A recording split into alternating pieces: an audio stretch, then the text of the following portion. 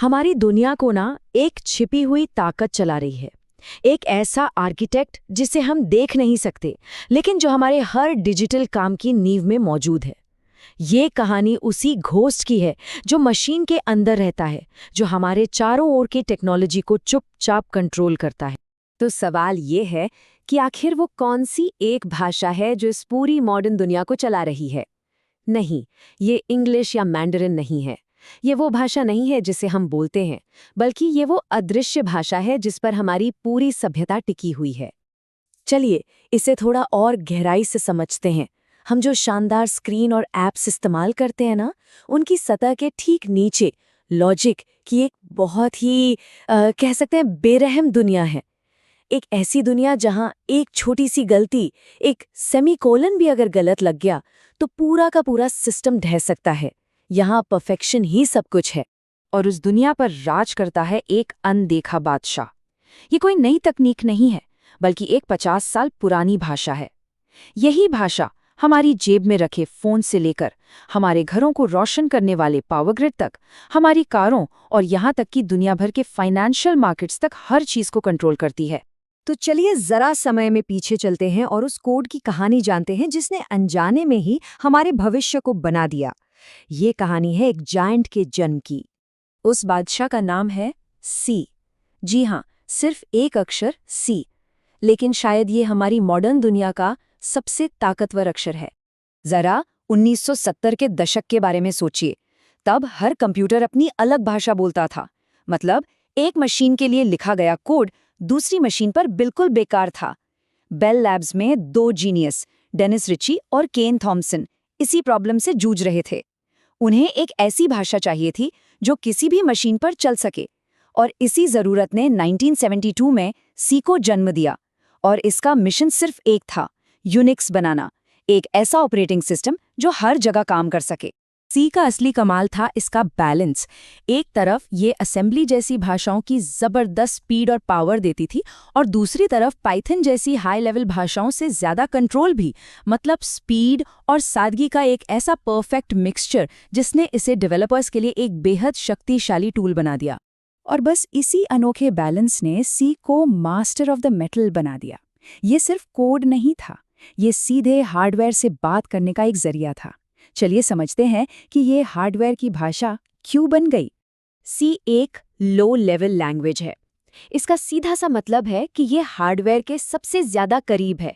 ये कंप्यूटर की अपनी भाषा में बात करती है, जिससे प्रोग्रामर को मेमोरी और प्रोसेसर पर सीधा कंट्रोल मिल जाता है। बीच में किसी ट्रांसलेटर की जरूरत नहीं पड़ती। इसे ऐसे सोचिए, सी जो है ना, वो हार्डवेयर के लिए गॉड मोड की तरह है। ये सीधे ट्रांजिस्टर और वाल्व की भाषा बोलता है, जो हमारे डिवाइस के सबसे बुनियादी हिस्से होते हैं। ये प्रोग्रामर को मशीन का पूरा कंट्रोल दे देता है। कंप्यूटर की मेमोरी को एक बहुत बड़ी लाइब्रेरी की तरह इमेजिन कीजिए। सी क्या करती है, वो प्रोग्रामर को उस लाइब्रेरी के हर कमरे की मास्टर चाबी दे देती है। वो किसी भी किताब को कहीं भी रख सकते हैं, लेकिन एक बहुत बड़ी शर्त है। उन्हें खुद याद रखना होगा कि हर किताब कहाँ रखी है, और काम खत्म होने पर उसे वापस सही जगह पर रखना होगा। और अगर वो भूल गए तो बस सब कुछ तहस नहस हो जाएगा, गलती की कोई गुंजाइश नहीं है। और यहीं से शुरू होता है सी का असली पैराडॉक्स। जो चीज इसे इतनी पावरफुल बनाती है, वही इसकी सबसे बड़ी कमजोरी भी है। तो एक तरफ है पूरा डायरेक्ट कंट्रोल, और दूसरी तरफ कोई सेफ्टी नेट नहीं है। अगर प्रोग्रामर से मेमोरी मैनेज करने में जरा सी भी चूक हो गई तो नतीजे बहुत खतरनाक हो सकते हैं। पूरा सिस्टम क्रैश हो सकता है। और पता है, आज के जो सबसे खतरनाक साइबर अटैक्स और हैक्स होते हैं, वो ठीक इसी कमजोरी का फायदा उठाते हैं। हैकर्स प्रोग्रामर की मेमोरी से जुड़ी छोटी छोटी गलतियों को ढूंढते हैं और उन्हें सिस्टम में घुसने के लिए एक पिछले दरवाजे की तरह इस्तेमाल करते हैं। ये प्रॉब्लम इतनी बड़ी हो गई है कि 2024 में अमेरिका के व्हाइट हाउस और एनएसए ने पब्लिकली कहा कि अब वक्त आ गया है कि हम रस्ट जैसी मेमोरी सेफ प्रोग्रामिंग लैंग्वेजेस की तरफ बढ़ें। जब सरकारें कोड के बारे में बात करने लगें तो समझ जाइए कि मामला वाकई गंभीर है। तो सवाल ये उठता है, अगर सी में इतना रिस्क है तो हम इसे बस छोड़ क्यों नहीं देते? इसका जवाब इसकी गहरी और न टाली जा सकने वाली विरासत में छिपा है। सी का साम्राज्य आज भी हर जगह है। इंटरनेट की रीढ़ की हड्डी यानी लिनक्स कर्नल सी में लिखी गई है। विंडोज़ और मैक ओएस के कोर में भी सी ही है। हमारी कारों, हवाई जहाज़ों और मेडिकल डिवाइस की आत्मा सी में ही कोडेड है। यहाँ तक कि नासा और स्पेसएक्स भी अपने सबसे ज़रूरी मिशनों के लिए इसी पर भरोसा करते हैं, जहाँ 1 मिलीसेकंड की देरी भी जानलेवा हो सकती है। सच तो ये है कि दशकों से कोई दूसरी भाषा सी जैसी परफॉर्मेंस और कंट्रोल का कॉम्बिनेशन दे ही नहीं पाई है।